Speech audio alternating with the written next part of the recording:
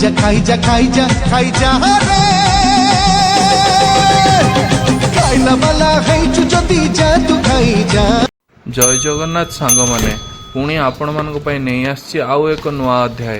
आशा करूची आपण माने समस्ते भलरे थिबे। आपण माने भलरे अछंती तो आजिर सकाळ किछि आरंभ हुए एमिति भगवानंक सेवारु।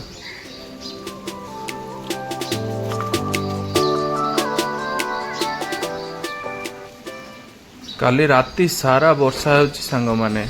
ए वर्षा राति सारा ये जमी गछ गुड़ी को नुआ रूप दे जाइए देखुना पत्र गुड़ाक केमती लगुच जगा हेतर वर्षा रे आसी आउ फेरी भी जीव वर्षा रे।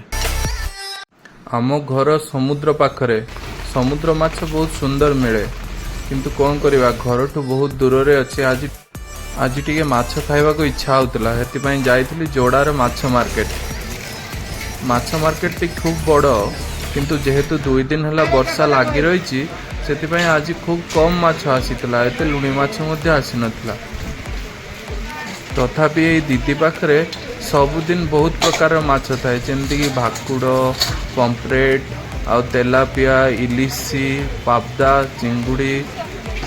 इलिसी माछ सांग माने पचारि बुझिली दीदी कहले केजी 1600 टका। इलिसी माछटा किंतु एते फ्रेश नथिला एते दूररू आसीची ना एतिपई।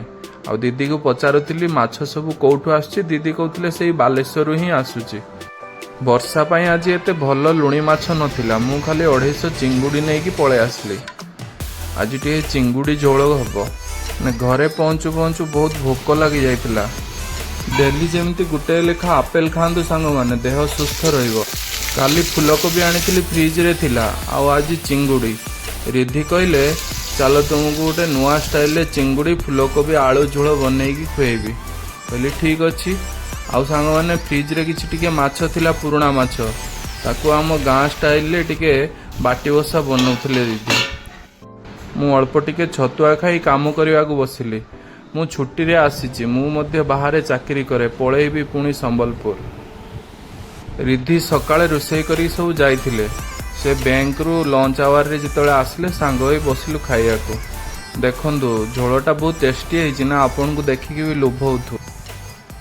आज पई एतिकी पुणी आसीबे आउ एक नुआ अध्याय रे। मो वीडियो भलो लागुथिले लाइक कमेंट सब्सक्राइब करंतु। जय जगन्नाथ बाय बाय।